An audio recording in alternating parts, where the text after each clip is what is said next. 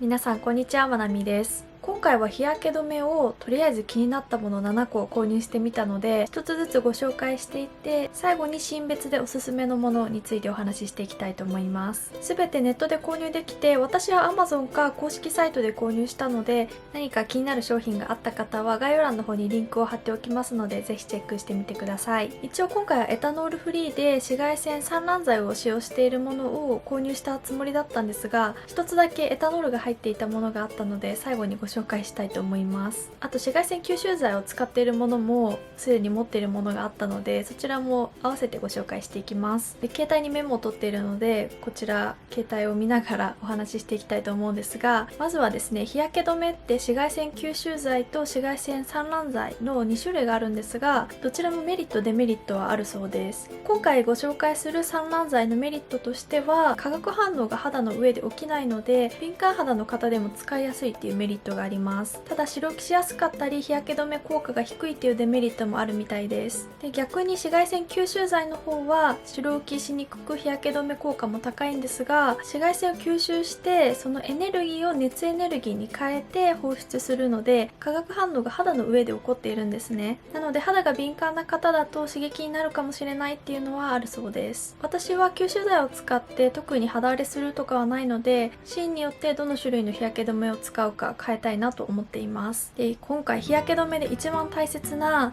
どれくらい焼けないのかっていうのはちょっと実験ができなかったんですけれども、 SPF と PA の数字を信じて使用感をお伝えできればと思いますのでご了承ください。もしこの日焼け止め焼けるっていうのがあればコメント欄で教えていただけたら嬉しいです。あと日焼け止めを塗っている時の動画もご覧いただくんですが、ニキビや毛穴をアップでお見せしますので、ご覧の際はご注意ください。はい、それではまず1つ目はですね、こちらのブルンラップ UV クリーム SPF28 PA3 プラス 25g で1499円の商品です。こちらは紫外線吸収剤、パラベン、合成着色料、シリコン、鉱物油、アルコール、合成保存料、ナノフリーで石鹸落ちの商品になっています。ナノフリーっていうのが散乱剤を使用した時に白浮きしないように粒子を細かくするそうなんですね。その粒子のサイズがナノサイズ 1mm の10万分の1だそうなんですけど、そのサイズが小さすぎて肌へ浸透してしまうかもしれないっていう安全性に懸念があるそうです。なのでそういうものを使わないっていうことでナノフリーにしているそうなんですけど、ここまで来ると難しいですよね。逆に散乱剤でもリスクがあるんだっていうことを今回学んだんですけど、気になる方はナノフリーのものを選んでいただければいいのかなと思います。オーガニックだから必ずしも肌に優しいっていうわけではないそうなんですけど、一応7種類のオーガニック認証原料を配合しているそうです。水溶性の紫外線散乱剤を使っているので白浮きしないっていうことなんですけど、ちょっと塗っている時の動画をご覧いただきたいと思います。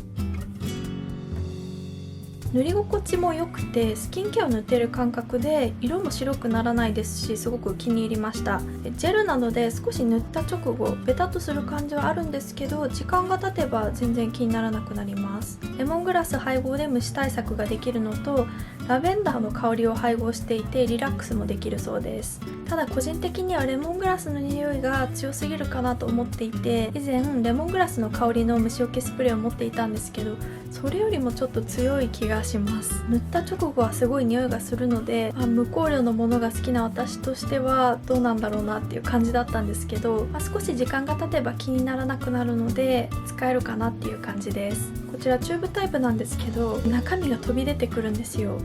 で、今こんな感じで汚いままにしておいたんですけど、こんな感じで汚れやすいので出すときはご注意ください。次はこちらの紫外線予報ノンケミカル UV ジェル F SPF30 PA3 プラス 65g で2530円の商品です。紫外線吸収剤、界面活性剤、色素香料、鉱物油、パラベン、アルコールがフリーでウォータープルーフなんですけど、石鹸落ちの商品と書いてありました。ただ私は石鹸では落ちなかったのでクレンジングを使った方がいいかなと思います。で、コラーゲンやヒアルロン酸が入っているので少し保湿される感じがありました。あと皮膚の上に乗せた時に少し弾くんですよね。ウォータープルーフだからなのかもしれないんですけど、ご覧いただけますかね。こういう感じでちょっと弾くので、ウルンラップと比べるとなじませるのに少し時間がかかったかなっていう感じがします。全然使いにくいとかそういうことはないんですけど、これがなじませやすかったので、これに比べたらちょっと時間がかかるぐらいです。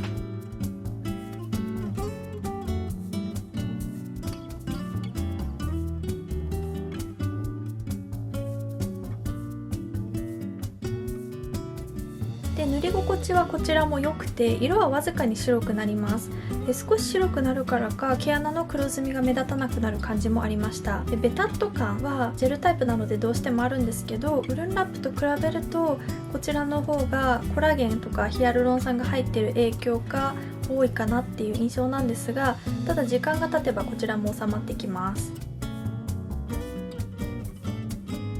こちら単体で使って6時間経った後に肌を触ってみたら少しザラザラする感じがありました。で石鹸では落ちなかったって先ほどお伝えしたんですけど、洗顔した後も白く残っていて油膜感があったので、クレンジングは使った方がいいと思います。次はこちらの高原度ウォータリー UV ジェル日焼け止め乳液 SPF50+PA4+40g3850 円の商品をご紹介します。こちらは香料、合成色素、石油系鉱物油、紫外線吸収剤、界面活性剤、パラベン、アルコールが不使用で、アレルギーテスト済み、パッチテスト済みでウォータープルーフ処方になっています。温泉水と天然ハーブのスパウォーターっていうのが乾燥張り肌荒れ対策をしてくれて、白浮きせず毛穴とくすみを美しく補正してくれるそうです。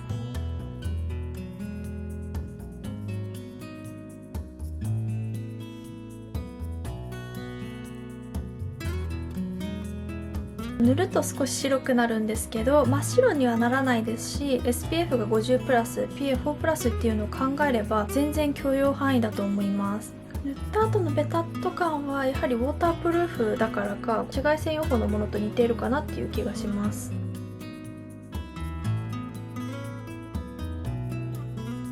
こちらはクレンジングしないといけないんですけど、落としやすそうかなと思ってミルククレンジングをして洗顔料で顔を洗ったんですが、お風呂から出てきて鏡を見てみたら白くなっていて、でちょっとこすったら白いモロモロみたいなのが出てきたので、ジェルクレンジングかオイルクレンジングとかをした方がいいかもしれないです。次はですね、こちらノブの UV ミルク EX SPF32PA3+35g で2200円の商品です。こちらは無香料無着色低刺激性紫外線吸収剤不使用を光アレルギーテストとノンコメドジェニックテスト済みでお湯で落ちると書いてありました。お湯で落ちるって書いてあるんですけど、お湯では落ちなくて、私洗顔料でもちょっと落としづらかったので、私はクレンジングを使おうかなと思っています。保湿効果のあるヒアルロン酸ナトリウムも配合されています。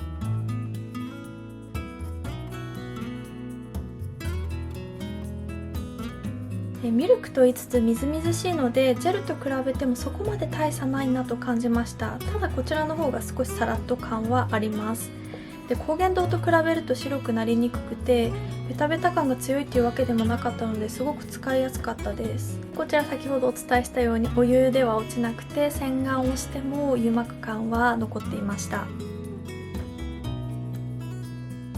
次はですね、こちら花オーガニックウェアル UV SPF30PA2+ の商品なんですが、私はトライアルセットを頼んだので7日間のブライトセットというもので1480円だったんですけど、単体で購入するとなると 30ml で4400円の商品です。紫外線吸収剤やタール色素、シリコン、合成ポリマーなどの石油由来成分と7日原料は不使用だそうです。あとは紫外線散乱剤、酸化チタンと酸化亜鉛はナチュラルコーティングをしてあって、洗顔料落ちの商品になっています。でこちら洗顔料落ちなんですけど、私はお湯でもほとんど落ちて、一応洗顔料で落ちる商品なので洗顔使ったんですけれども、使わなくても結構落ちてるかなと思った商品です。でこのブランドすごく感動したのが、他のブランド同様全成分はサイトに記載されているんですけど、由来や配合目的、あと原産国まで書いてあるんですよ。ここまで消費者に優しいブランドってあるんだなってすごく感動したんですけれども、他の商品も成分と配合目的だったりも書いてあるので、見ているのが面白くて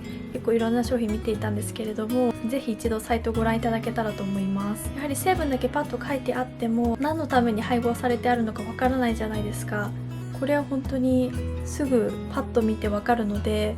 このブランドのファンになりました。こちらトライアルに入っていたものはピンクベージュなんですけど、イエローベージュもあって、小さいサンプルの袋が1つ入っていて、そちらがイエローベージュだったので、後で塗っているところもご覧いただきたいと思います。でこちらは伸ばしやすかったです。ただピンクベージュだと私の肌ではちょっと白くなる感じがあって、で液体もサラサラ系なので少し毛穴落ちして目立ってしまったかなっていう感じがありました。あとこれは私の塗り方のせいかもしれないんですけど、鼻の横に溜まってしまいました。先ほどお伝えした通りお湯で落ちたので、洗顔料で落としてくださいって書いてあるので洗顔はしていただきたいんですけど、落としやすくてすごく楽だなと思いました。ただこれから夏になって暑くなるので汗とかもかくじゃないですか。なのでこちらちょっとそういう汗とかには弱そうかなっていうのと、あとマスクの擦れとかにも弱そうかなと思ったので、個人的にはちょっと寒くなってきたぐらいに使うのがいいのかなと思います。でイエローベージュを塗っている動画もご覧いただきたいんですけど、こちらの色は肌に合っていて、で若干ムラになるんですけど、でも色が肌に合っているので目立ったり浮くこともなかったです。ただ角栓に引っかかっているところはちょっと目立っていたかなと思います。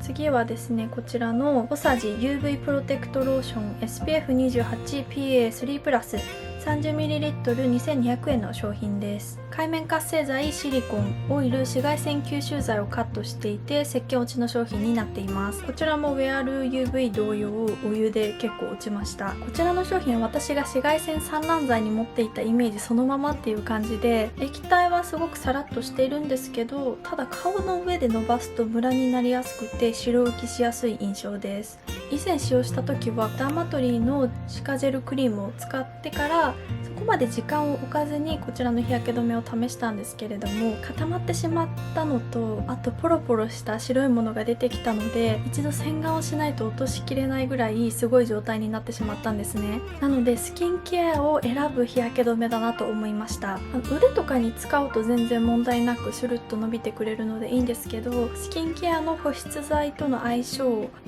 見極めないといけない商品だなと思います。ただこちら成分が少ないので素人ながら敏感肌の方には合いそうかなと思っていて、もし合わない成分が分かっている敏感肌の方がいらっしゃったらこちらの日焼け止めの成分もご覧いただけたらと思います。11種類ぐらいしか成分がないのでもしかしたら使いやすいかもしれないです。私はこちらフェイス用なんですけどボディ用にしようかなと思っていて、首のトーンアップとかあと腕とかに使おうかなと思っています。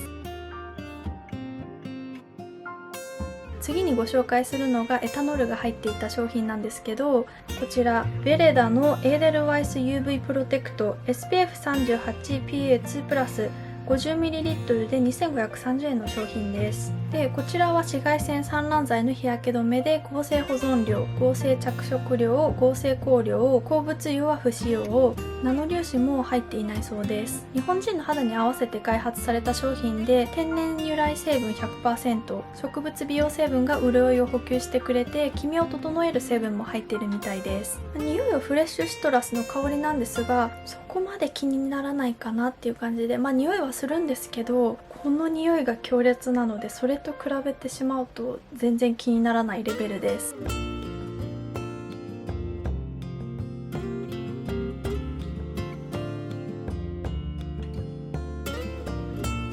でこちらは若干トーンアップするので、個人的な好みとしてはまあっていう感じなんですけど、でも普通に使えるかなと思います。こちら洗顔料オフということなんですが私はお湯でも結構落ちたかなと思います。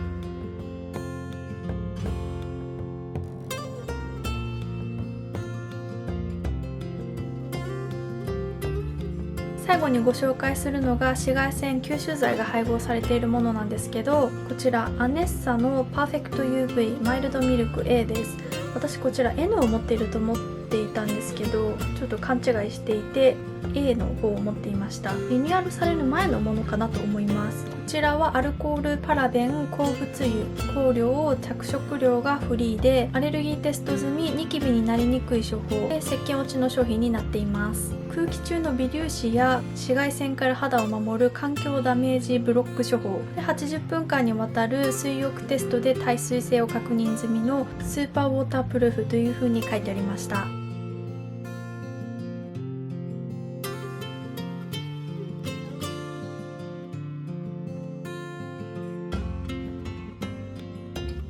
でこちらはですね、塗っていて少しオイルっぽい感じがあります。紫外線散乱剤と紫外線吸収剤が確か配合されていたと思うんですが、そのせいもあるのか少し白くなる感じはありました。紫外線吸収剤が入っているので白浮きしないのかなと思っていたんですが、ちょっと白くなるかなっていう感じはあります。はい、ということでここでおすすめの商品をご紹介したいんですけれども、普段使いするのであれば私はこちらノブの UV ミルク EX がおすすめです。匂いもなくて使いやすいですし、さらっとして、あと白浮きもしなかったので、少しトーンアップする感じはあるんですけれども、全然気にならなかったです。こちら本当に無難に使えてよかったかなと思います。本当はこちらのウルンラップもスキンケアの延長線上みたいな感じで使えて、白浮きも全然ないのでおすすめしたかったんですけれども、匂いが結構強いので、匂いが大丈夫であればこちらもおすすめなんですが、無難に使えるのはこちらかなと思います。